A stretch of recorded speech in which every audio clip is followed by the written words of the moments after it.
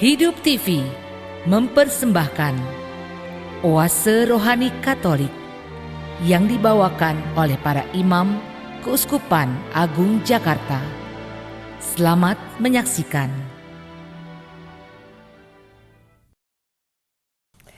Para sahabat Oase Rohani Katolik yang terkasih, apa kabar Anda hari ini?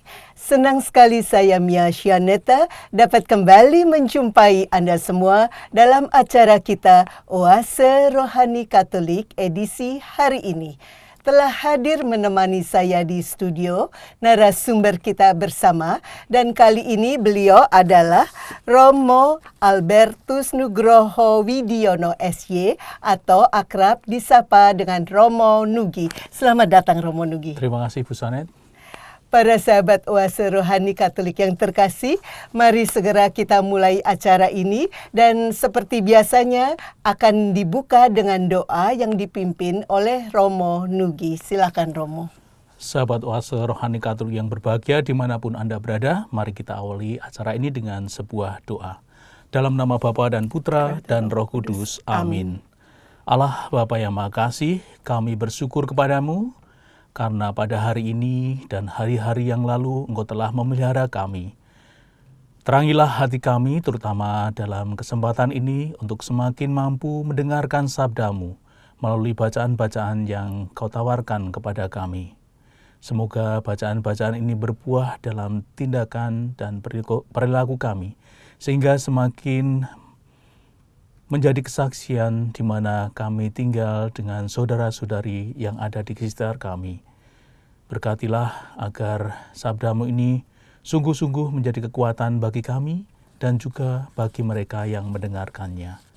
Kemuliaan kepada Bapa dan Putra dan Roh Kudus, seperti pada permulaan, sekarang, selalu, dan sepanjang segala abad. Amin. Dalam nama Bapa dan Putra dan Roh Kudus. Amin. Para sahabat Oase Rohani Katolik yang terkasih, pada kesempatan hari ini saya akan membacakan bacaan dari Kisah Para Rasul bab 4 ayat 1 sampai 12. Sekali peristiwa, sesudah menyembuhkan seorang lumpuh, Petrus dan Yohanes berbicara kepada orang banyak. Tiba-tiba mereka didatangi imam-imam dan kepala pengawal bait Allah serta orang-orang Saduki.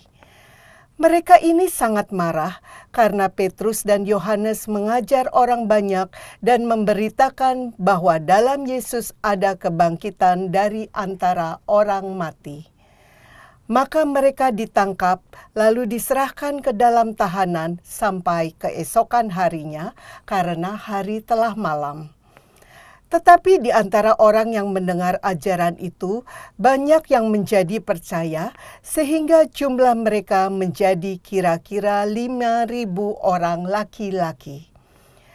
Pada keesokan harinya, pemimpin-pemimpin Yahudi serta tua-tua dan para ahli Taurat mengadakan sidang di Yerusalem dengan imam besar Hanas dan Kayafas, Yohanes dan Alexander dan semua orang lain yang termasuk keturunan imam besar. Lalu Petrus dan Yohanes dihadapkan kepada sidang itu dan mulai diperiksa dengan pertanyaan ini. Dengan kuasa manakah atau dalam nama siapakah kamu bertindak demikian itu? Maka jawab Petrus, penuh dengan Roh Kudus, hai pemimpin-pemimpin umat dan kaum tua-tua, jika sekarang kami harus menerangkan dengan kuasa manakah orang itu disembuhkan, maka ketahuilah oleh kamu sekalian dan oleh seluruh umat Israel bahwa semua itu kami lakukan dalam nama Yesus Kristus, orang Nazaret yang telah kamu salibkan, tetapi dibangkitkan Allah dari antara orang mati. Karena Yesus itulah orang ini sekarang berdiri dengan sehat di depan kamu. Yesus adalah batu yang dibuang oleh tukang-tukang bangunan, yaitu kamu sendiri. Namun ia telah menjadi batu penjuru. Dan keselamatan tidak ada di dalam siapapun juga selain di dalam Dia, sebab Di bawah kolong langit ini tidak ada nama lain yang diberikan kepada manusia yang olehnya kita dapat diselamatkan. Demikianlah sabda Tuhan. Syukur kepada Allah. Mazmur tanggapan. Batu yang dibuang oleh tukang-tukang bangunan telah menjadi batu penjuru. Batu yang dibuang oleh tukang-tukang bangunan telah menjadi batu penjuru. Bersyukurlah kepada Tuhan, sebab Ia baik. Kekal abadi kasih setianya. Biarlah Israel berkata, kekal abadi kasih setianya. Biarlah orang yang takwa pada Tuhan berkata, kekal abadi kasih setianya. Batu yang dibuang oleh tukang-tukang bangunan telah menjadi batu penjuru. Batu yang dibuang oleh tukang-tukang bangunan telah menjadi batu penjuru. Hal itu terjadi pada pihak Tuhan, suatu perbuatan ajaib di mata kita. Inilah hari yang dijadikan Tuhan. Marilah kita bersorak-sorai dan bersukacita karenanya. Batu yang dibuang oleh tukang-tukang bangunan telah menjadi batu penjuru. Ya Tuhan, berilah kiranya keselamatan. Ya Tuhan, berilah kiranya kemujuran. Diberkatilah dia yang datang dalam nama Tuhan. Kami memberkati kamu dari dalam rumah Tuhan. Tuhanlah Allah, Dia menerangi kita. Batu yang dibuang oleh tukang-tukang bangunan telah menjadi batu penjuru. Para sahabat oase rohani Katolik yang terkasih, mari sekarang kita siapkan batin kita untuk mendengarkan bacaan Injil. Inilah Injil Yesus Kristus menurut Yohanes. Dimuliakanlah Tuhan. Sesudah bangkit dari antara orang mati, Yesus menampakkan diri kepada murid-muridnya di pantai Danau Tiberias. Ia menampakkan diri sebagai berikut. Di pantai itu berkumpul Simon Petrus, Thomas yang disebut Didimus, Natanael dari Kana yang di Galilea, anak-anak Zebedeus, dan 2 murid Yesus yang lain. Kata Simon Petrus kepada mereka, "Aku pergi menangkap ikan." Kata mereka kepadanya, "Kami pergi juga dengan engkau."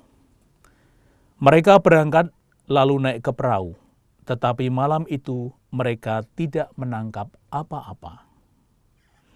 Ketika hari mulai siang, Yesus berdiri di pantai, akan tetapi murid-murid itu tidak tahu bahwa itu adalah Yesus. Kata Yesus kepada mereka, "Hai anak-anak, adakah kamu mempunyai lauk pauk?" Jawab mereka, "Tidak ada."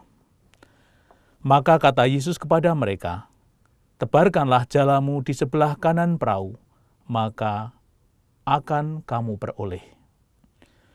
Lalu mereka menebarkannya, dan mereka tidak dapat menariknya lagi karena banyaknya ikan. Maka murid yang dikasihi Yesus berkata kepada Petrus, "Itu Tuhan." Ketika Petrus mendengar bahwa itu adalah Tuhan, maka ia mengenakan pakaiannya sebab ia tidak berpakaian, lalu terjun ke dalam danau. Murid-murid yang lain datang dengan perahu karena mereka tidak jauh dari darat, hanya kira-kira 200 hasta saja, dan mereka menghela jala yang penuh ikan itu. Ketika tiba di darat, mereka melihat ada api arang, dan di atasnya ada ikan serta roti. Kata Yesus kepada mereka, "Bawalah beberapa ikan yang baru kamu tangkap itu." Simon Petrus naik ke perahu, lalu menghela jala itu ke darat, penuh ikan-ikan besar, 153 ekor banyaknya. Dan sungguh pun sebanyak itu ikannya, jala tidak koyak. Kata Yesus kepada mereka, "Marilah dan sarapanlah." Tidak ada di antara murid-murid itu yang berani bertanya kepadanya, "Siapakah engkau?" Sebab mereka tahu bahwa ia adalah Tuhan. Yesus maju ke depan, mengambil roti, dan memberikannya kepada mereka. Demikian juga ikan itu. Itulah ketiga kalinya Yesus menampakkan diri kepada murid-muridnya sesudah ia bangkit dari antara orang mati. Demikianlah Injil Tuhan. Terpujilah Kristus. Para sahabat Oase Rohani Katolik yang terkasih, mari sekarang kita minta Romo untuk memberikan permenungan tentang bacaan hari ini. Ya, Romo Nugi, di sesi pertama ini hal-hal menarik apa yang Romo rasa penting untuk disampaikan? Saya kira dalam bacaan yang pertama kita bisa melihat hal yang sangat penting. Yang pertama adalah pengalaman kebangkitan itu mempunyai konsekuensi untuk memberi kesaksian. Yang kedua, iman akan kebangkitan juga menyadarkan diri bahwa Tuhanlah sumber kekuatan. Dan yang ketiga, rasanya kita juga perlu untuk menjadikan Tuhan atau Yesus sebagai batu penjuru kita. Ya. 3 hal itu bisa tolong Romo jelaskan satu demi satu? Baik, yang pertama kita bisa melihat bahwa pengalaman kebangkitan itu membawa konsekuensi kepada sebuah kesaksian. Kita bisa melihat bagaimana Petrus dan Yohanes mengalami kebangkitan bersama Tuhan. Dan dalam bacaan pertama tadi jelas sekali bagaimana Petrus dan Yohanes berani mewartakan bahwa Yesus itu bangkit. Tentu saja kebangkitan itu penuh, pewartaan tentang kebangkitan itu mengandung resiko. Kita tidak tadi melihat bagaimana resiko yang dihadapi oleh Yohanes dan Petrus. Mereka harus dihadapkan di mahkamah agama. Dan tentu saja pewartaan akan kebangkitan itu bagi kita juga mengandung resiko tentu saja. Tetapi kita bisa melihat dalam bacaan pertama dengan jelas bagaimana mereka kemudian dihadapkan, disidang, diancam supaya pewartaan ini dihentikan. Karena bagi mereka ini adalah sebuah kesaksian yang memang harus muncul karena dia menyaksikan bagaimana Yesus yang bangkit itu. Kemudian yang kedua kita juga bisa melihat mereka menyadari betul bahwa Tuhanlah sumber kekuatan mereka. Kalau dilihat dari kacamata duniawi atau dalam bahasa mereka, siapa sih mereka? Tokoh-tokoh para rasul itu siapa? Mereka adalah orang-orang yang biasa. Bandingkan dengan di situ ada ahli Taurat, kemudian pengawal, ya, orang Saduki yang ada juga di situ. Mereka lah sebenarnya orang-orang yang terpelajar pada zaman itu. Sedangkan mereka, Petrus dan Yohanes di sini mewakili para murid, itu orang-orang yang sederhana. Tetapi pengalaman akan kebangkitan dan kedekatan dengan Yesus inilah yang mengubah mereka. Akhirnya mereka pun bisa mampu menandingi argumentasi yang diberikan oleh orang yang dikatakan pada zaman itu adalah ahli dan terpelajar. Itu. Kemudian yang kedua berkaitan dengan batu penjuru. Di sini Petrus dan Yohanes melihat bahwa sekarang Yesus diandikan sebagai batu penjuru yang dibuang oleh tukang-tukang bangunan dan menjadi batu penjuru bagi kita semua dan termasuk bagi mereka. Mirip tuduhan yang ditujukan kepada mereka dengan metafora bahwa Yesus itu kan disingkirkan oleh para pembesar mereka, ya, orang-orang Yahudi yang membunuh mereka. Tetapi justru keselamatan itu timbul dari yang dibuang oleh mereka, yaitu Yesus sendiri yang disalibkan dan wafat, tetapi tidak berhenti pada kewafatan, tetapi kemudian bangkit dari antara orang mati. Saya kira itu 3 hal yang mungkin dapat kita renungkan dari bacaan yang pertama tadi, Bu Janet. Iya, Romo, kalau tadi dilihat imam-imam kepala, pengawal, serta orang-orang Saduki tetap saja mendatangi dan mencari murid-murid Yesus. Padahal Yesus sendiri sudah wafat. Kira-kira apa sih yang mereka cari? Ya, mungkin ada 3 alasan yang bisa kita lihat, ya. Yang pertama adalah jelas mereka marah. Marah mengapa? Karena para murid itu memberitakan bahwa Yesus itu telah bangkit. Ya, tentu saja ini dan di situ tadi dikatakan ada tambah 5.000 orang, ya, laki-laki yang menjadi pengikut mereka. Tentu ini ada menjadi saingan bagi mereka yang pada saat itu merupakan tokoh atau orang yang memang punya otoritas, ya, untuk mengajar. Sedangkan para murid kan bukan orang-orang yang punya otoritas mengajar. Maka kehadiran para murid dengan pewartaan yang menggembarkan ini sungguh-sungguh menyibukkan mereka. Itu yang pertama. Yang kedua, bagaimana kelompok atau mereka sebagai penentu kebenaran dalam masyarakat Yahudi saat itu terancam kedudukannya dengan sekelompok orang yang penuh semangat, yang mau mengambil resiko dan tidak bisa dimungkinkan dengan ancaman. Ini kan sesuatu yang luar biasa. Bagaimana orang-orang yang sederhana setelah berkenalan dengan Yesus selama 3 tahun itu sungguh-sungguh berani mewartakan bahwa Yesus bangkit, dan karena kesaksian itulah mereka pun berani menanggung resiko yang sangat besar yang harus mereka terima. Dan yang ketiga, bisa jadi ini adalah langkah mereka untuk menghilangkan kehausan akan kebenarannya. Artinya mereka mungkin pengen tahu juga dari mana keberanian yang mereka peroleh itu, sehingga orang-orang ini bahkan siap dibunuh, katakanlah demikian, demi pewartaan sabda. Saya kira ini menjadi pertanyaan juga bagi mereka ya, dari mana kekuatan yang mereka peroleh ya, sehingga mereka walaupun dalam berbagai ancaman tetap berani mewartakan Kristus, berita mengenai Kristus yang bangkit itu. Iya, ini termasuk yang ingin saya tanyakan, Romo. Mengapa murid-murid Yesus tersebut kelihatannya semakin bersemangat untuk mewartakan tentang Yesus, dan mereka seakan-akan tidak mengalami ketakutan sekalipun mungkin dihadapkan pada kematian. Ya.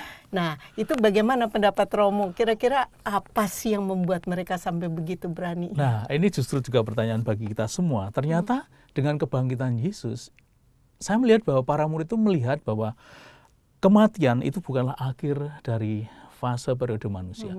Manusia tidak hanya dilahirkan, hidup, dan berhenti pada sebuah kematian. Ya mungkin secara fisik ya, tetapi masih dilanjutkan dengan adanya kebangkitan. Nah, hidup baru dari setelah kematian inilah yang membuat para murid tidak takut menghadapi resiko kematian. Seperti mungkin mereka mendengarkan bagaimana Yesus pernah bersabda bahwa jangan takut dengan mereka yang hanya bisa membunuh tubuh, tapi tidak bisa membunuh jiwa. Nah, kira-kira seperti itulah. Jadi kebangkitan Yesus itu memberi harapan pada mereka untuk tidak takut terhadap berbagai macam ancaman yang ada di dunia asal kebenaran sabda itu diwartakan.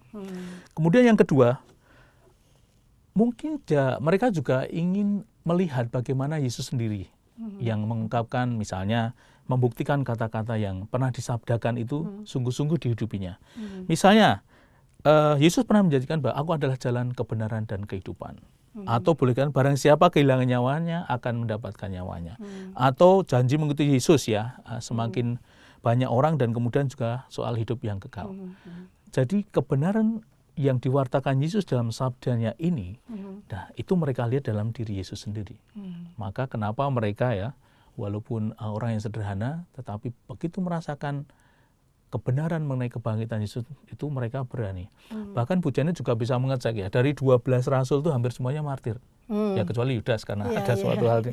Dan Matius juga martir. Hanya Yohanes mungkin yang tidak mati dengan model martir, walaupun dia pernah disiksa juga tetapi memang tidak mati. Jadi menurut tradisi ya mereka orang-orang yang berani menaruhkan hidupnya untuk Kristus yang bangkit ini. Iya. Nah, tadi kan Romo mengatakan ya bahwa para murid ini karena berawal dari mengalami tadi pengalaman kebangkitan Yesus, lalu mereka berani mewartakan. Di kondisi sekarang, Romo, ya, bagaimana kita sebagai umat Katolik itu kan kita percaya dan meyakini kebangkitan Yesus. Nah, bagaimana kita sebagai umat Katolik dapat menjadi pewarta-pewarta kebaikan itu juga kalau menurut Romo? Untuk zaman ini sebenarnya menjadi orang Katolik itu tidak perlu mencari salib, salibnya sudah ada sendiri sebenarnya.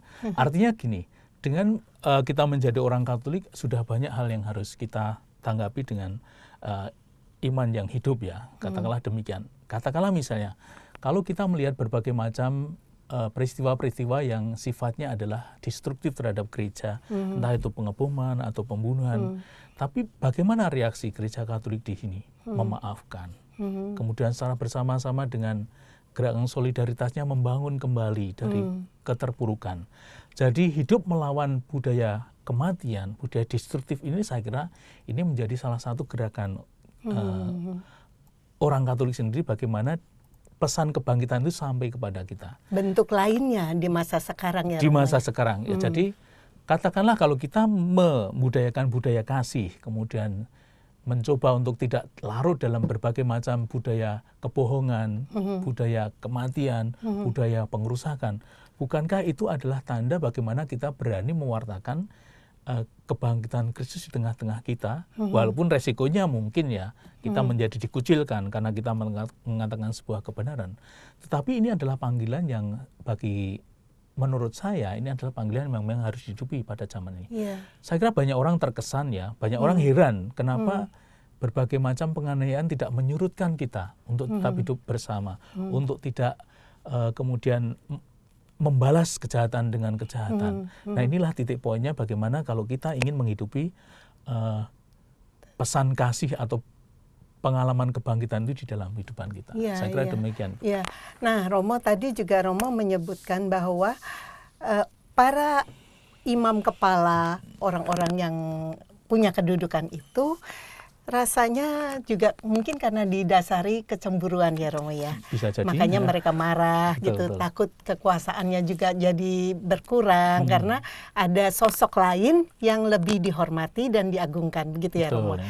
Nah, kalau sekarang kebalikannya Romo, di masa sekarang ini kita orang Katolik dalam posisi yang di atas kekuasaan nih, kita sedang punya kuasa. Tidak selamanya kita selalu benar juga kan Romo.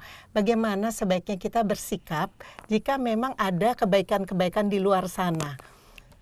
Bagaimana kita sebagai orang Katolik sebaiknya menanggapinya?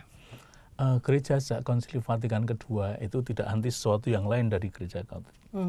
Bahkan Paus Fransiskus sendiri juga mengajak kita untuk semakin terbuka, bekerja sama dengan orang yang punya niat yang baik.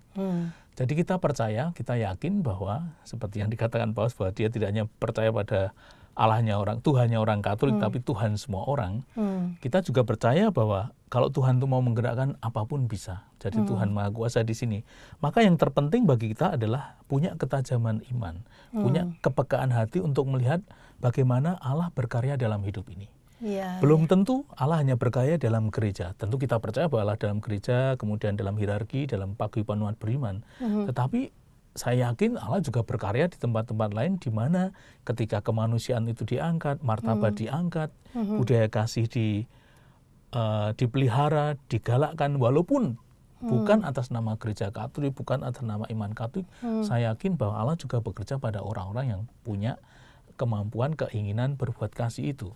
Maka bagi saya sendiri kalau misalnya ada kebaikan di tempat lain yang bisa memunculkan semangat bagi kita, ya kita harus terbuka. Saya kira ini menjadi kesempatan bagi kita bahwa kita tidak bisa hidup sendirian di dalam masyarakat yang plural seperti ini. Bahkan seandainya ada kebaikan yang muncul dari tempat lain, bagi saya ya perlu kita dukung. Ya, ini luar biasa Romo, dan tentunya diperlukan kerendah hatian itu ya Romo. Kerendahan hati untuk melihat bahwa di situ Allah berkarya, saya kira. Dan membuka pikiran supaya bisa menerima kebaikan dari pihak lain seperti yang dikatakan oleh Bapak Paus, begitu ya Romo? Betul. Ya, nah Romo ada lagi nih tadi yang menarik untuk dikatakan bahwa murid-murid Yesus ini kan relatif adalah orang-orang biasa. Sementara tadi imam-imam kepala ada orang-orang yang sudah mapan kedudukannya, dianggap terpandang dalam masyarakat. Tapi tadi kan dikatakan juga bahwa murid-murid Yesus ini walaupun kesannya tidak ada background apa-apa, hanya sederhana, mereka berani mewartakan.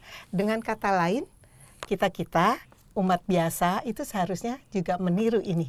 Betul Ibu, dan kita tidak boleh melupakan bahwa dalam faktor kebangkitan yang penting adalah Yesus akan mengutus Roh Kudus. Nah, disitulah sebenarnya kekuatan lain yang memang menjadi dasar kekuatan para murid Yesus ini. Nah, bagi kita sendiri saya kira ini menjadi panggilan juga bahwa kalau kita betul-betul memang mengalami iman kebangkitan itu sendiri, pengalaman akan kebangkitan, pasti kita juga dipanggil, diundang untuk mewartakan Kristus kepada orang-orang yang ada di sekitar kita. Tentu mungkin tidak pewartaan secara langsung, tapi juga dengan sikap hidup kita, dengan tutur kata kita, dengan teladan kita, yang bagi masyarakat dapat menerima kita sebagai orang Kristiani. Saya kira itu menjadi penting bahwa sekali lagi bahwa iman kebangkitan itu juga menuntut kita untuk menjadi misionaris cinta kasih, katakanlah demikian. Menjadi utusan-utusan untuk mewartakan kasih Allah kepada sesama kita. Ini kalimat yang menarik Romo, misionaris cinta kasih. Dan ini berarti juga tidak perlu khawatir, tidak perlu rendah diri bahwa saya bukan siapa-siapa gitu ya Romo ya. Ya, tentu saja tadi saya juga mengatakan bahwa kita itu mungkin sarana sebenarnya, sarana bagaimana Tuhan menggunakan kita, monggo Tuhan. Karena tadi juga sangat kentara yang dilakukan oleh para murid, semakin memperlihatkan bahwa kekuatan terbesar kita adalah Allah sendiri. Allah ya yang memberi kekuatan kepada kita. Maka kita puja mampu. Seperti para murid yang tadi saya katakan, mereka sangat orang sederhana. Dari sisi kacamata manusia nggak mungkinlah mereka mengalahkan argumen-argumen para orang-orang yang sudah ahli. Tetapi karena mereka menyadari dan bergantung pada Tuhan sendiri, pada Yesus sendiri, maka mereka lah bisa mewartakan kasih itu pada sesamanya. Bahkan mereka bisa berargumen lah, katakanlah demikian tadi. Dan mereka tidak takut mewartakan kebenaran sebagai kebenaran. Dan ini menjadi tantangan kita semua di zaman ini, bagaimana berani mengatakan sesuatu yang benar sebagai yang benar. Dan benar tadi yang Romo katakan, bahwa sebagai misionaris cinta kasih itu, kita mungkin tidak punya modal untuk yang besar, tapi kita bisa menunjukkan dengan apa yang kita lakukan tiap hari. Dalam kesederhanaan juga bisa. Artinya bagaimana kita memperlakukan pasangan kita, anak-anak kita, siswa kita, tetangga, sesama kita, itu hendaknya juga bersumber dari relasi kita dengan Yesus yang bangkit itu. Kalau itu terjadi, maka saya kira kita juga akan mengalami yang namanya kedamaian seperti yang dialami oleh kebangkitan, adalah merasa damai dan berani untuk mewartakan keluar. Karena kita yakin bahwa di balik itu semua ada kekuatan Allah yang membimbing kita. Ya, Romo Nugi, sebelum kita tutup sesi 1 ini, ada hal lain yang ingin Romo sampaikan terkait dengan bacaan pertama? Nah, saya hanya menegaskan bagaimana para murid tadi berani untuk melakukan sesuatu dengan yang luar biasa. Artinya jangan takut dengan apa yang kita miliki. Mungkin kita merasa selalu tidak pantas untuk melakukan sesuatu, tetapi pantas tidak pantas kita dipanggil sebenarnya untuk mewartakan sabda itu, mewartakan kabar gembira, mewartakan kabar kebangkitan. Nah, ini juga ditujukan kepada kita semua, berani untuk mewartakan itu dengan berdasarkan atau istilahnya itu apa ya, mempercayakan diri pada Allah yang membimbing kita. Saya kira itu menjadi penting, itu panggilan kita semua untuk memberi kesaksian. Jadi ada kata tadi pantas atau tidak pantas itu sebetulnya bukan kita yang berhak menilai, gitu kan Romo ya? Boleh jangan demikian. Karena kadang orang merasa tidak pantas, walaupun sebetulnya dia sangat memungkinkan menjadi pewarta kasih, ya Romo ya. Betul.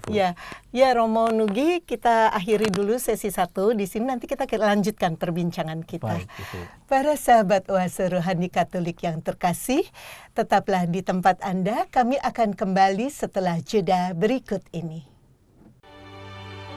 Hidup TV mempersembahkan Oase Rohani Katolik yang dibawakan oleh para imam Keuskupan Agung Jakarta. Selamat menyaksikan. Para sahabat Oase Rohani Katolik yang terkasih, terima kasih masih bersama kami di acara Oase Rohani Katolik edisi hari ini. Masih bersama dengan Romo Albertus Nugroho Widiono SY dan saya Mia Syaneta.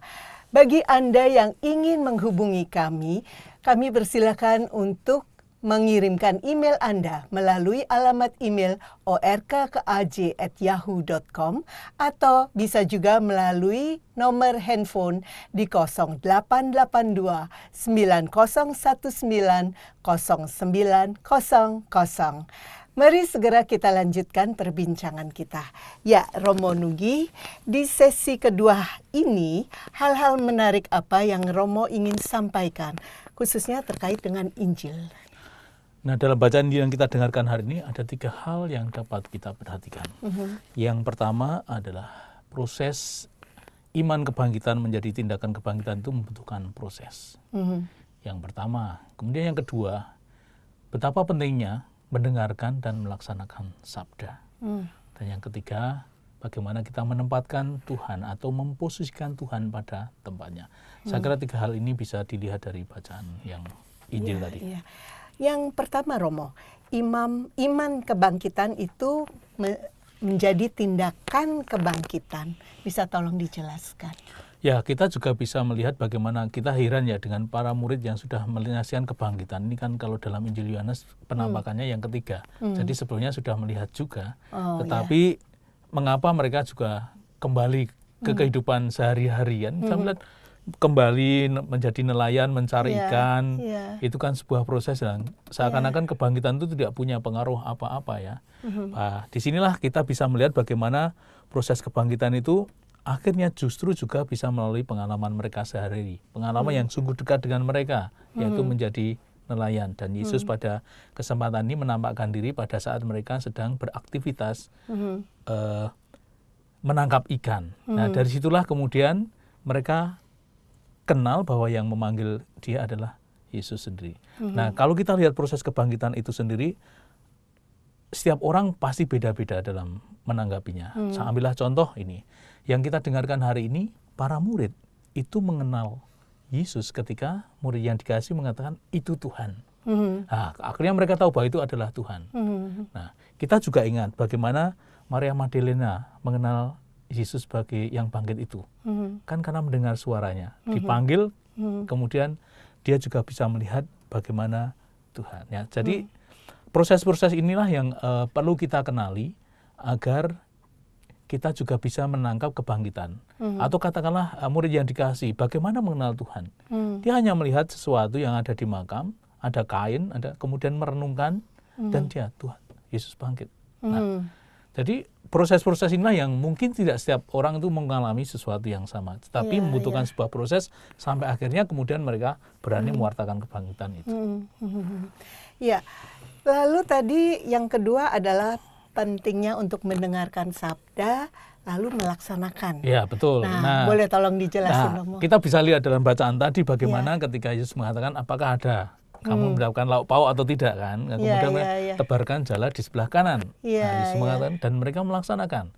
Dan apa hasilnya? Ternyata mereka mendapatkan ikan yang luar biasa. Jadi sebenarnya mendengarkan itu kan berarti kita bukan hanya suara yang kita dengarkan, tetapi patuh kepada yang memperdengarkan suara itu. Jadi mendengarkan berarti patuh pada orang yang memberikan suara itu atau yang memberi suara itu. Jadi praktis ini juga mentaati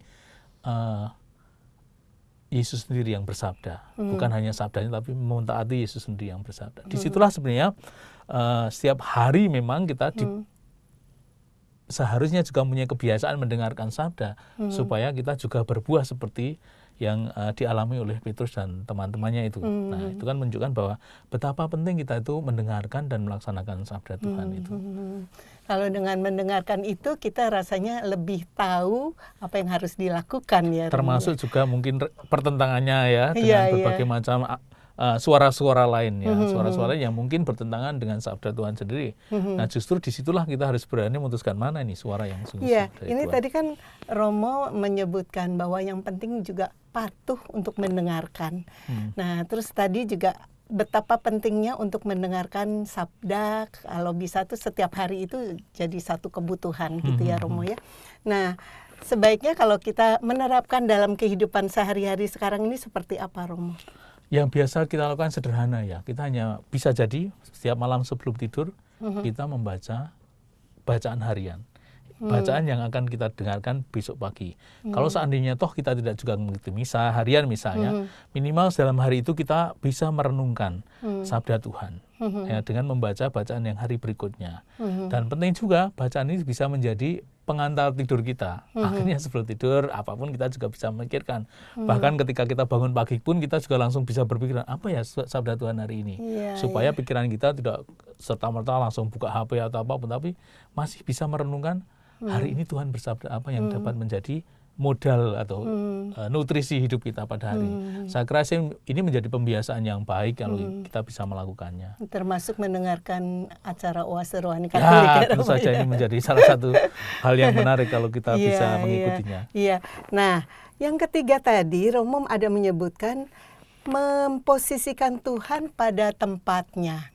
Nah, ini barangkali bagi sebagian orang juga masih blur, masih bingung nih. Apa yang dimaksud dengan ungkapan ini, Romo? Nah, kita ingat tadi dalam bacaan ketika dikatakan murid yang dikasih itu mengatakan itu Tuhan. Bicaranya kan ingat apa yang dilakukan oleh Petrus.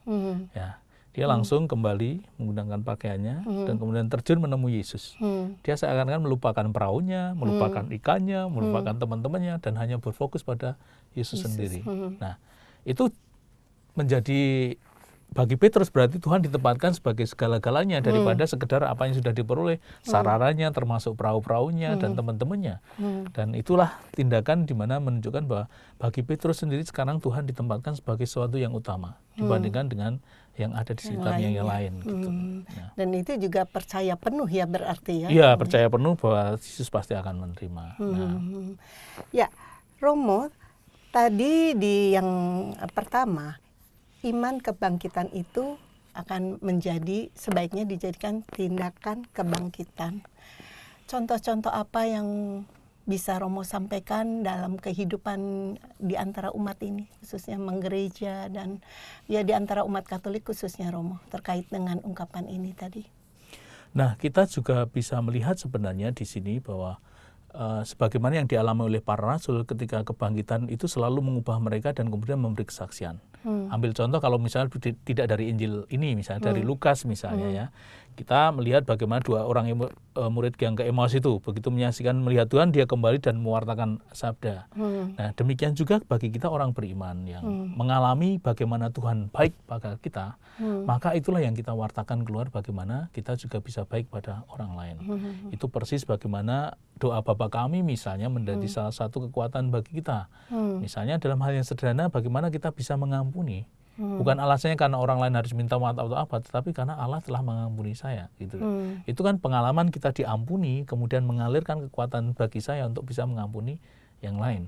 Demikian juga kalau kita mendapatkan berkat yang luar biasa dari Tuhan sendiri, itu berkat yang kita nikmati kan bukan hanya berkat bagi kita sendiri. Bagaimana kita bisa berbagi pada saat pada orang yang membutuhkan. Maka kenapa misalnya dalam masa Prapaskah kemarin ketika kita ada doa, puasa dan amal kasih, puasa itu misalnya tidak hanya untuk dirinya sendiri. Pengalaman itu harus juga puasa kita mengurangi sesuatu tetapi dibagikan pada orang lain. Maka kenapa ada istilahnya APP. aksi puasa pembangunan seperti itu.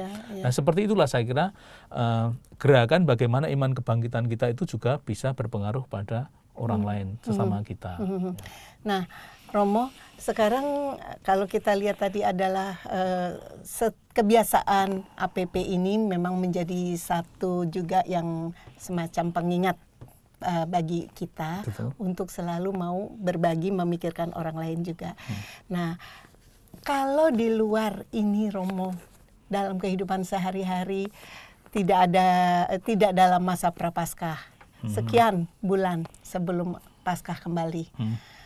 Kadang-kadang kan kita tidak harus langsung semuanya tuh terpaku pada pemberian yang APP tadi ya. Betul. Hal-hal apa yang sebaiknya masih tetap dilakukan terkait dengan mewartakan kebangkitan itu? Nah, sekali lagi bahwa pewartaan itu akan berguna bagi orang lain atau memberi kesaksian pada orang lain ketika kita menghidupi sikap-sikap yang kita wartakan. Katakanlah yang kita wartakan adalah Yesus. Nah, hidup Yesus itu akan kita wartakan kalau kita bisa menghidupi yang kurang lebih apa yang pernah dia lakukan. Ya, termasuk perhatian pada orang-orang yang sederhana. Itu tidak harus menunggu masa-masa Advent atau masa-masa Prapaskah. Jadi setiap hari pun kita bisa bertemu dengan orang-orang yang seperti itu. Maka kalau kita bisa punya hati, melatih kesempatan untuk berbagi, bersolidaritas ya dengan orang-orang yang seperti itu, saya kira ini menjadi panggilan yang baik bagi kita ya. Maka 3 pilar itu hanya mungkin waktu Prapaskah sangat kita renungkan betul-betul, tapi pada masa biasa itu tetap menjadi hal yang harus selalu kita pertimbangkan. Ya, 3 pilar yang sama tadi adalah doa, ya, puasa dan amal kasih tadi. Jadi itu adalah proses dalam gereja di mana kita juga selalu berbagi dalam amal kasih, tidak lupa juga berdoa. Dan kadang-kadang kita harus istilahnya itu melemahkan diri agar jiwa atau semangat spirit kita itu semakin hidup ya, bisa menghidupi semangat Tuhan sendiri. Ya, Romo, sekarang saya justru ingin lihat apakah ada hal-hal yang Romo rasa masih kurang terkait dengan tindakan-tindakan ini, mewartakan kebangkitan ini, yang sebaiknya masih perlu untuk dibenahi gitu, yang Romo lihat dalam kehidupan sehari-hari. Nah, kita juga bisa melihat sebenarnya kalau kita melihat bacaan hari ini dan hari adalah bagaimana kita merayakan Ekaristi dengan penuh semangat. Ya, mengapa? Karena sebenarnya yang kita baca hari ini itu kan ada kaitannya dengan Ekaristi sebenarnya. Kalau Ekaristi kan kegiatan mungkin mingguan, ada yang harian kita rasakan. Bagaimana semangat Ekaristi ini juga hidup dalam diri kita. Mengapa saya menekankan ini? Dari proses tadi misalnya dalam penampakan kita melihat bagaimana Petrus mendengarkan dan melakukan perintah. Ya, kita membayangkan itu kalau dalam perayaan Ekaristi bagian ibadah sabda, ya. Dan kemudian ketika itu langkah kedua adalah Yesus mengajak para murid, mari sarapanlah. Nah, saya melihat wah ini adalah tindakan perayaan Ekaristi. Dan kemudian mereka menjadi orang-orang yang pewarta kebangkitan. Nah, saya kira kita bisa menghidupi itu semangat Ekaristi itu di dalam kehidupannya, berkumpul dan memecah roti yang akhirnya kita tahu bahwa di situ ada Tuhan dan Tuhan itulah yang sudah menyediakan. Dan kita mendapat kekuatan dan kemudian kita mewartakan. Nah, kalau kita melihat fenomena sekitar kita, mungkin kita bisa melihat bagaimana hidup secara optimis. Nah, di berbagai macam peristiwa-peristiwa di mana pesimisme itu muncul, yaitu ketakutan-ketakutan akan berbagai macam berita yang tidak menentu, kita tetap punya optimisme sebagai orang Kristiani. Saya kira itu juga menjadi semangat kebangkitan yang harus kita wartakan. Ya. Semangat optimis di sini berarti kita tidak menyerah pada keadaan-keadaan yang membuat kita terpojok, yang membuat berita-berita yang membuat kita itu merasa kecil atau tidak berguna, ketakutan. Tapi bagaimana kita bisa menggalang dengan kelompok-kelompok lain ya, semangat optimisme agar bangsa dan negara ini atau dengan paguyuban kita ini sungguh-sungguh punya arti, punya harapan ke depan. Karena kalau kita belajar dari bahwa kita tidak terhenti pada sebuah kematian, tetapi ada kebangkitan di situ, berarti kan optimisme itu harus selalu kita tumbuhkan, nah, termasuk pada orang-orang yang kita layani. Berarti juga bahwa hal-hal yang masih sering terjadi, ketakutan karena mungkin terintimidasi oleh satu situasi, itu layak untuk diperjuangkan untuk menghilangkan itu dengan tetap berpegang pada tadi yang Romo bilang, Yesus sebagai batu penjuru itu tadi. Betul ya, di gitu ya, bacaan Romo, pertama tadi. Nah, Romo, sekarang kalimat memposisikan Tuhan pada tempatnya. Bagaimana kita keluarga-keluarga ini kan tentu tidak bisa sekali jadi ya Romo. Betul. Apa saran Romo bagi keluarga-keluarga Katolik khususnya yang masih punya anak-anak nih? Menurut Romo saran yang terbaik untuk mempunyai anak-anak yang nantinya lebih mengerti bagaimana dia berpegang dalam hidupnya, itu seperti apa? Nah, kalau kita bisa merenungkan apa yang dialami oleh Petrus ketika murid yang dikasih mengatakan itu Tuhan, dan kemudian dia meninggalkan perahunya, ikannya, teman-temannya, dan hanya menemui Tuhan, itu juga mengandaikan bahwa di dalam hidup kita pun berbagai macam kegiatan, sarana prasarana yang kita miliki hendaklah itu menuntun pada Tuhan sendiri, bukan sesuatu yang kita jadikan Tuhan kita. Nah, kebanyakan ketika orang melihat bahwa yang sarana menjadi tujuan hidup, nah itulah yang berbahaya. Maka kenapa kita melihat fenomena korupsi? Mungkin orangnya tidak miskin-miskin amat, bahkan kaya, tapi tetap aja korupsi. Mengapa? Karena itulah yang selalu dicari. Orang tidak puas dengan apa yang dimiliki. Termasuk di situ berarti hidupnya tidak hanya mengandalkan Tuhan, tapi mengandalkan harta benda ya. Katakanlah itu. Jadi sebenarnya di sini bagaimana memposisikan semua yang kita miliki, termasuk arah hidup kita itu pada Tuhan. Jadi bukan menghilangkan itu semua, tetapi menggunakan itu sarana untuk Tuhan. Nah, kalau kita berpikiran bahwa Tuhan yang utama, maka segala sarana digunakan untuk Tuhan.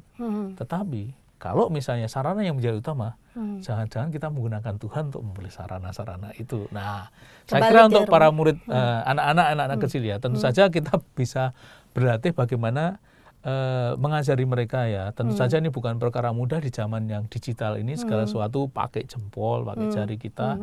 Tetapi bagaimana kita punya waktu untuk Tuhan. Ada kebiasaan-kebiasaan baik yang dilakukan oleh keluarga-keluarga yang mencoba untuk mendidik anak-anaknya. Misalnya mereka punya kebiasaan kalau pada saat makan misalnya tidak menggunakan HP semua diizinkan, dan semua hanya bersatu dalam komunitas itu. Itu adalah kebiasaan. Atau menyempatkan mungkin seminggu sekali atau apa makan bersama atau pergi keluar bersama-sama untuk membina kerukunan di antara mereka. Atau ya yang sering dilakukan oleh jemaat-jemaat atau umat adalah bagaimana mengajak bersama-sama ke gereja. Nah, itu suatu hal yang memang itu harus ditanamkan sejak awal agar hidup kita itu tidak hanya terpusatkan pada sarana-sarana, tetapi pada Dia yang memberikan sarana-sarana itu bagi kita, yaitu Tuhan sendiri. Ya, ini rasanya memang masih sangat kental kita lihat ya Romo, di beberapa orang yang menjadikan sarana itu adalah raja dari segala-galanya gitu ya Romo ya. Betul. Nah, apakah sekarang bagaimana jika kita tinggal atau bekerja di lingkungan yang seperti itu Romo? Itu sementara kita sebagai umat Katolik kita tuh mengetahui bahwa itu tidak boleh. Nah, tapi posisi kita mungkin seperti tadi murid Yesus. Ya, kita bukan siapa-siapa. Nah, sebaiknya apa yang kita lakukan dalam situasi seperti itu? Nah, sebagaimana yang kita hidupi, yang tentu saja yang pertama kita mempunyai waktu untuk ya sedikit banyak merenung. Artinya gini, hidup kita itu kan memang 24 jam. Tapi berapa sih waktu yang kita khususkan untuk Tuhan? Sekedar untuk memeriksa diri kita, sejauh mana Tuhan sungguh hidup dalam kita, sejauh mana kita meninggalkan Tuhan. Dalam bahasa Ignatian itu dinamakan eksamen namanya. Jadi pemeriksaan batin ya, walaupun hanya 10 menit atau apa, tapi untuk melihat diri kita apakah kita on the track atau tidak di luar on the track. Itu yang pertama. Yang kedua adalah mempunyai prinsip Kristiani. Mempunyai prinsip Kristiani itu ya itu sudah termasuk dengan berbagai macam ajaran yang kita miliki, dan itu memang harus dihidupi juga di dalam pekerjaan kita. Memang bagi mereka yang mungkin bekerja di tempat-tempat yang susah seperti itu, tetap menjaga iman Kristiani juga tidak terlalu mudah, tetapi itu adalah tantangan kalau kita memang ingin menjadi murid Kristus. Bagaimana tadi pengalaman kebangkitan kan resikonya besar sekali gitu ya, harus berani menghadapi, dan kemungkinan banyak juga resiko yang mereka hadapi ya. Mungkin kita harus berani punya prinsip ya di situ untuk bagaimana tetap kita memelihara kejujuran, tetap menjunjung tinggi nilai martabat manusia, hal-hal yang memang oleh ajaran Katolik itu dinilai tinggi ya. Maka saya kira itu yang menjadi yang perlu kita lakukan ya. Intinya tetap berpegang pada ajaran Kristiani kita tadi. Ya. Jadi menjadi misionaris kasih itu tetap termasuk dalam pekerjaan, dalam pekerjaan dan sebagainya. Nah, walaupun kalau ada perbedaan dengan atasan, sebaiknya bersikapnya tidak frontal, maksud Romo begitu. Dalam arti bijak di sini tetap diskret, tetap memberikan prinsip-prinsip yang kita miliki. Saya kira itu menjadi hal yang perlu kita perjuangkan juga. Iya.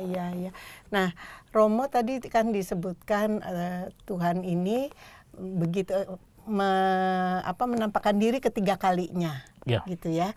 Lalu murid-murid jadi lebih percaya, ini kan. Nah, di situasi sekarang ini, bagaimana kita tidak mengalami itu, tapi kita tetap bisa mempunyai kepercayaan yang penuh gitu akan kebangkitan Kristus itu. Bagaimana kita menghidupi itu selain dengan mendengarkan sabda ini? Ya, kita juga bisa belajar di sabda walaupun hanya mendengar sabda. Yang pertama adalah bagaimana kita tetap berkumpul dengan orang-orang yang memang mempunyai iman yang sama. Ini para murid kan tadi beramai-ramai walaupun tidak semuanya ya. Jadi penampakan Tuhan juga muncul pada saat mereka beramai-ramai itu. Bahkan pada saat juga mereka sarapan, mereka mengenal Tuhan. Walaupun mereka tidak mengatakan mengenal Tuhan, hanya diam saja, tetapi mereka tahu bahwa itu adalah Tuhan. Itu. Yang kedua adalah juga belajar dari teman-teman kita yang sudah mengenal Tuhan. Seperti tadi para murid kan tahu kalau itu adalah Tuhan ketika salah satu di antara mereka, yang murid yang dikasih mengatakan itu adalah Tuhan. Jadi mendengarkan kesaksian teman-teman, saudara-saudara yang beriman yang bagaimana dia merasakan Tuhan dan itu kita dengarkan, itu juga bisa menuntun kita kepada Tuhan, pada semangat kebangkitan itu sendiri. Nah, kadang-kadang kan kita tergoda untuk misalnya mengurangi waktu-waktu bertemu dalam lingkungan atau apa, bahkan kita tidak terlibat sama sekali karena sebuah kesibukan yang membuat kita lepas dari istilahnya paguyuban atau jemaat atau lingkungan. Itu menjadi sesuatu yang perlu dipertimbangkan sebenarnya. Nah, saya kira ini menjadi hal yang positif ya, yang perlu kita lihat kalau kita belajar dari sini. Iya. Dengan kata lain, tidak cukup hanya menjadi tadi pewarta dari kebangkitan, itu perlu terus diasah dan ditambah dengan kita mau beradaptasi dengan orang-orang yang seiman, begitu Romo? Betul, dalam arti tertentu sebagai paguyuban kita pun menjadi misionaris cinta kasih di dalam lingkungan kita sendiri. Jadi komunitas itu menjadi sangat penting ya. Memang kita bisa mengontak orang dengan berbagai macam sarana-sarana telekomunikasi, tetapi ketika paguyuban itu berkumpul, kemudian saling meneguhkan satu sama lain, disitulah sebenarnya kekuatan kebangkitan itu juga dipelihara. Jadi menjadi misionaris atau katakanlah menjadi orang yang diutus di dalam lingkungan kita sendiri, itu sangat penting. Seperti tadi, justru mereka dikuatkan ketika ada orang, mereka yang tidak melihat Tuhan menjadi melihat Tuhan ketika orang mengatakan, itu aku melihat Tuhan. Tentu saja setiap orang punya pengalaman yang berbeda, tetapi kalau ada orang yang kemudian memberi kesaksian dan memang dalam hidup kemudian menunjukkan bagaimana Tuhan hidup dalam diri dia, tentu saja ini menjadi kekuatan bagi yang lain yang ada di sekitar situ. Nah sekarang Romo, bagaimana kalau kondisinya kita sudah aktif nih di lingkungan atau di komunitas menggereja begitu. Kita lihat ada saudara-saudara kita yang mengasingkan diri.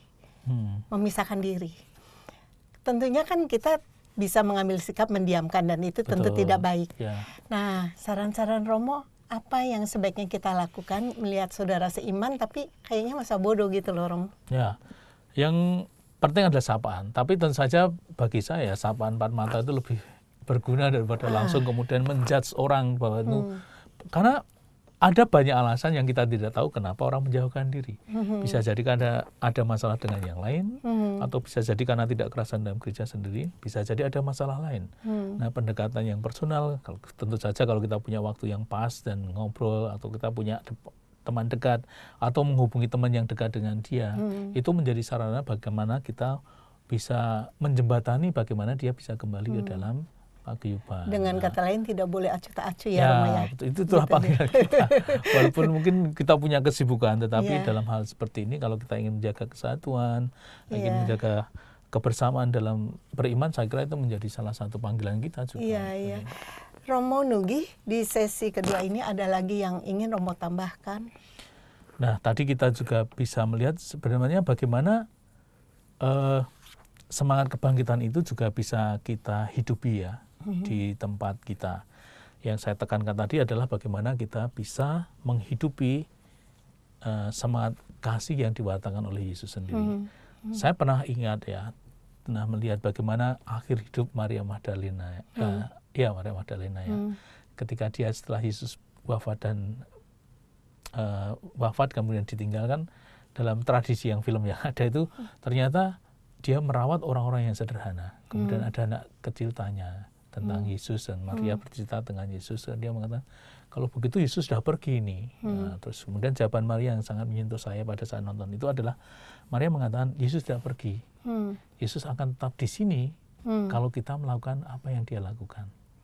Dan anak kecil tersenyum. Nah, bagi saya ini menjadi panggilan bagi kita semua. Kalau kita ingin menghidupi Yesus di tengah-tengah kita, ya kita harus menghidupi semangatnya terhadap orang-orang yang ada di sekitar kita. Saya kira itu menjadi panggilan kita semua. Jadi pesan kasih itu hanya berdaya guna ketika kita menghidupi apa yang pernah di-share-kan kepada kita, apa yang pernah kita bagikan, apa yang pernah diberitakan kepada kita. Dan itulah panggilan kita semua. Menghidupkan Yesus berarti juga menghidupkan semangat dia yang dulu pernah hidup 2000 tahun yang lalu dan sekarang hidup di tengah-tengah kita. Dan itulah yang kita hidupi di tengah-tengah kita. Dan tetap juga mau menyediakan waktu, perhatian untuk menyapa mereka yang mungkin sedang menjauh, begitu ya Romo? Betul, Ibu. Ya, baik Romo Nugi, sayang waktu kita sudah habis, nanti kita lanjutkan kapan-kapan ya Romo. Ayo. Para sahabat Oase Rohani Katolik yang terkasih, demikian perbincangan kita kali ini, dan kita akan minta pada Romo untuk menutup dengan doa dan berkat melalui Romo. Silakan Romo. Mari kita akhiri dengan doa. Dalam nama Bapa dan Putra dan Roh Kudus. Amin. Bapa yang Maha Kasih, kami bersyukur karena pada hari ini kami boleh berbincang-bincang soal kebangkitan yang Kau anugerahkan kepada kami. Kami mohon agar apa yang kami perbincangkan ini sungguh-sungguh berguna bagi kami yang mendengarkan, mendalami, dan mencoba untuk mencintai sabda-Mu dan mempraktekkan dalam hidup kami sehari-hari. Berkatilah keluarga-keluarga, orang-orang yang selalu berusaha untuk mewujudkan sabda-Mu di tengah masyarakat dimanapun mereka berada. Akhirnya Bapa, kami mohon berkat-Mu agar kami juga bisa hidup bersemangat seperti putra-Mu sendiri.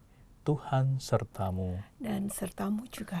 Semoga kita sekalian, saudara-saudari yang terkasih yang mendengarkannya, dibimbing, dilindungi, dan diberkati oleh Allah yang Maha Kuasa, dalam nama Bapa dan Putra dan Roh Kudus. Amin. Terima kasih Romo Nugi atas Kembali, Bu Sane. kedatangannya. Para sahabat Oase Rohani Katolik yang terkasih, demikian perbincangan kita kali ini. Semoga banyak manfaatnya bagi Anda semua. Romo Albertus Nugroho Widiono SY dan saya Mia Syaneta pamit undur diri dari ruang Anda. Selamat melanjutkan aktivitas Anda dan jangan lupa mari amalkan Pancasila. Kita berhikmat, bangsa bermartabat. Salam damai. Demikianlah Oase Rohani Katolik yang dibawakan oleh para imam Keuskupan Agung Jakarta. Tuhan memberkati.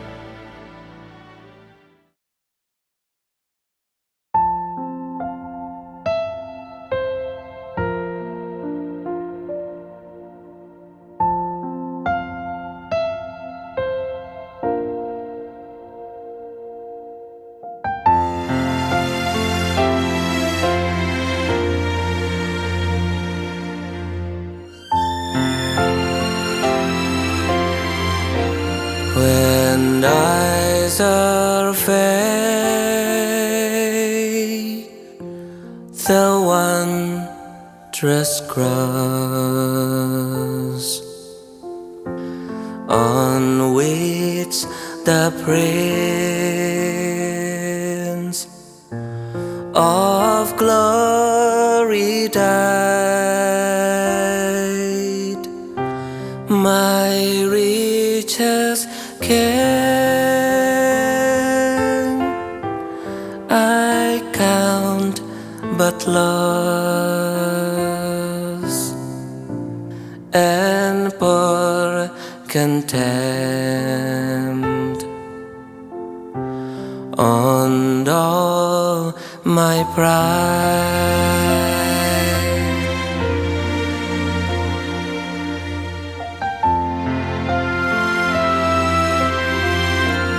Forbid it, Lord,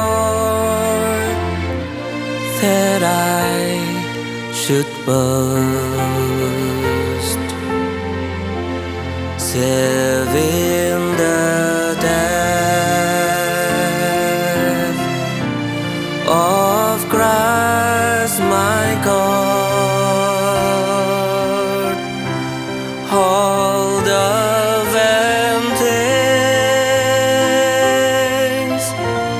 that charm me most, I sacrifice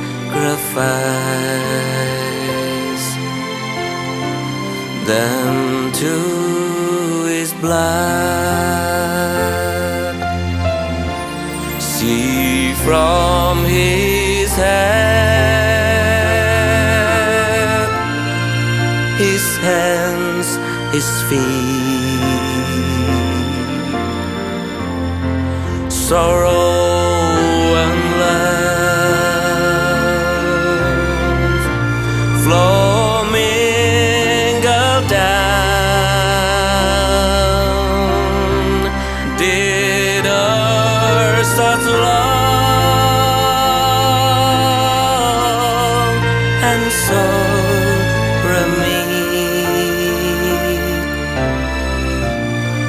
or thorns compose,